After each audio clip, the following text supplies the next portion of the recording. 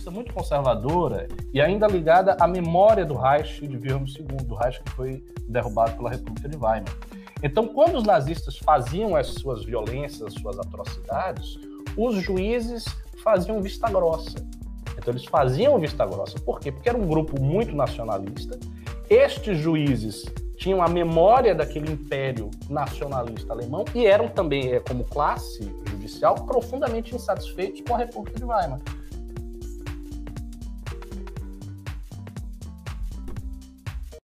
História. Assim, eu soube que os bolsonaristas... Prestem atenção, vocês estão vendo aqui, isso aqui é uma coisa legal. Os bolsonaristas, os olavistas, né, lá em Brasília, faziam reuniões na casa do Alan dos Santos. Eu soube por membros dessa turma, que agora são dissidentes, que faziam reuniões para estudar Lenin e para estudar o momento de uma revolução. Tenta fazer pra galera aqui, eu sei que é um paralelo que não é possível, mas tenta, porque eu acho que na cabeça deles, eles arruma qualquer crise para rolar. E eles estão imaginando, pô, os governadores estão fechando tudo, estão tracando todo mundo, tá morrendo geral. Às vezes eles acharam que era tipo a Primeira Guerra Mundial, e tinha lá o momento para fazer o golpe. Você sente que eles estavam nessa vibe? Assim, vamos lá, vamos fazer então uma comparação com os 3 grandes autoritarismos da primeira metade do século XX. A Revolução Soviética, a ascensão dos nazistas ao poder e a ascensão de Mussolini na Itália. Vou começar pela ascensão de Mussolini, que foi mais leve. A ascensão de Mussolini na Itália se deu no seguinte contexto. Havia os integrantes da Primeira Guerra Mundial, porque a Itália entrou na Primeira Guerra Mundial. Eles voltaram e esses caras fizeram grupos paramilitares grandes e poderosos, que eram grupos tão grandes que chegavam ao ponto de assustar o exército regular.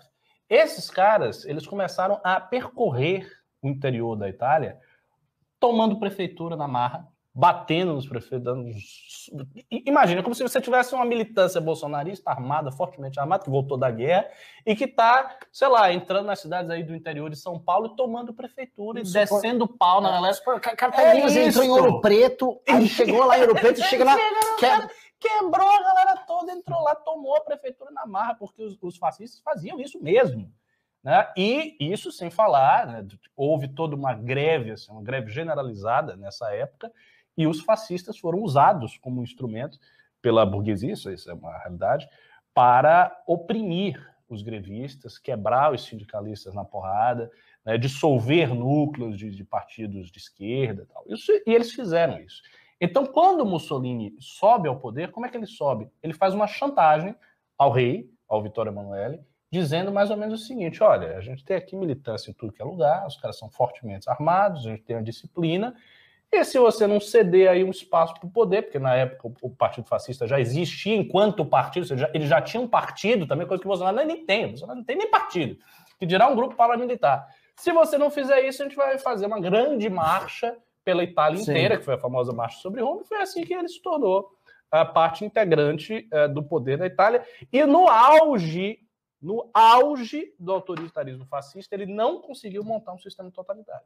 Porque no auge ainda havia uma divisão de poder entre Mussolini e o rei. E Mussolini é deposto pelo grande conselho fascista. Foi o próprio rei, não foi? Foi pelo grande conselho fascista e pelo rei Vittorio Emanuele. Isso no auge.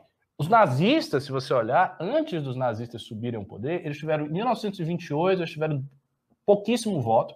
Aí, em 30, eles cresceram imensamente o partido.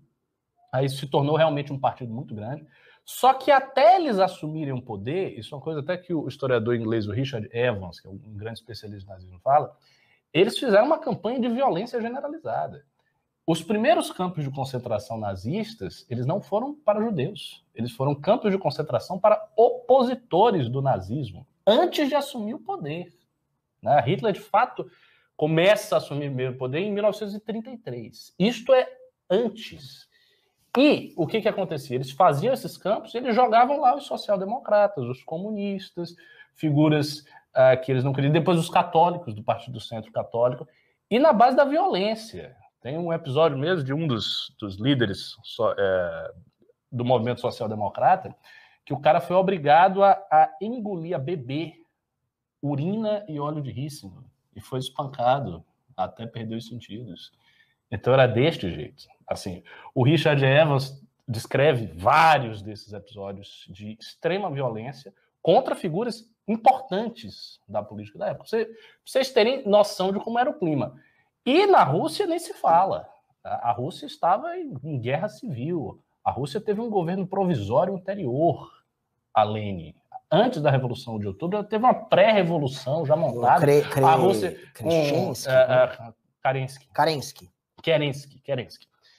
Então, o cenário é completamente diferente. Não existe cenário no Brasil. No Brasil, as instituições funcionam, embora com muitos corruptos dentro delas, mas elas estão funcionando. Eles não têm nenhuma equipe paramilitar, nenhuma equipe de violência ostensiva, não tem isso. Eles fizeram o negócio da Sarah Winter, o que ela fez foi soltar fogos. Tem.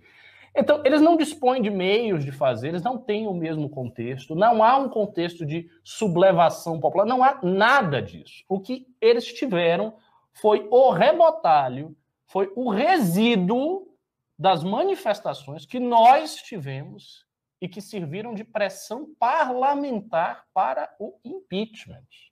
As manifestações que a gente fez em 2015 e 2016, por elas próprias, elas não derrubaram a estrutura que estava ali. Elas serviram de pressão popular para mostrar como Dilma Rousseff estava fraca e começar uma articulação política, que o Renan foi um dos responsáveis por fazer, reunindo todos os partidos e levando até o impeachment. Foi isso. E eles tiveram o resíduo disso aí. Então eles não tiveram e não têm nada que seja comparável à situação nem de Mussolini, nem de Hitler, nem de Lenin, nem de ninguém. E essa deveria ser a primeira conclusão do estudo. Você vai, eu vou estudar Lenin. Pô, você vai ver que você não está na mesma situação. Você não está na mesma situação. Agora, tudo isso, essas ideias tolas, se baseiam em interpretações ridículas que o Olavo de Carvalho fez naquela época. De achar que se Lenin tivesse 2 milhões de pessoas, então ele... Não é assim que funciona. Eles tinham pessoas armadas, eles tinham contextos de ruptura real com a estrutura de manutenção do Estado. Isso sem falar de vários outros detalhes. Por exemplo, a justiça alemã, na época da ascensão do nazismo, isso é um fato, era uma justiça muito conservadora e ainda ligada à memória do Reich de Wilhelm II, do Reich que foi derrubado pela República de Weimar. Então, quando os nazistas faziam as suas violências, as suas atrocidades, os juízes faziam vista grossa. Então, eles faziam vista grossa. Por quê? Porque era um grupo muito nacionalista. Estes juízes tinham a memória daquele império nacionalista alemão e eram também, como classe judicial, profundamente insatisfeitos com a República de Weimar. O que acontece no Brasil é o contrário. Você pega o STF. O STF é um dos antagonistas do bolsonarismo. Ele não é favorável ao bolsonarismo. O bolsonarista não vai fazer uma violência lá e o STF vai passar a mão na cabeça. Não é assim que funciona. Então, enfim, não tem contexto nenhum. Os caras estão totalmente viajando. E eles não vão fazer nada. Eu acho muito difícil ter qualquer tipo de golpe. Para mim, a coisa que ficou mais perto disso aí foi a última que a gente comentou. Foi a última. E até comentar disso, de fazer outro parênteses. Ele foi abordado por empresários sobre isso. É. E ele falou assim, não era bem isso, pô. Mas você sabe que se... Ele acredita na própria mentira. Você sabe que se o povo der a oportunidade, a gente vai lá e impõe o que precisa ser imposto. Você sabe que ele achava, Bolsonaro, queria virar para o empresário e ia falar, tipo, eu vou abrir na marra, é só o povo dar o sinal aí que eu abria na marra, ia dar um jeito, ia ser bom para vocês, né? E o cara, tipo, é boa. Tipo assim, as pessoas ouviam e ficavam, tipo, meio que... Ele não tem apoio. Outra coisa diferente, os nazistas tiveram apoio de grandes industriais alemães, dos Krupp, dos Thyssen, da IG Farben e por aí vai. Enfim, não tem comparação. A situação é diferente, não há analogia. E quem faz essa analogia, sinceramente, são dois tipos de pessoas que fazem essa analogia. A meu ver, dois tipos de pessoas bem superficiais. De um lado são os bolsonaristas, que eles querem que haja semelhança para eles fazerem alguma coisa. E de outro lado é um certo antibolsonarismo fanático, que toda vez que o Bolsonaro fala alguma coisa, faz alguma coisa, o pessoal... Ah, meu Deus, está a iminência do despotismo, ele vai tomar tudo, vai matar todo mundo, é o fim. O que também é um exagero, porque a gente já viu várias dessas tentativas malogradas, e isso está posto.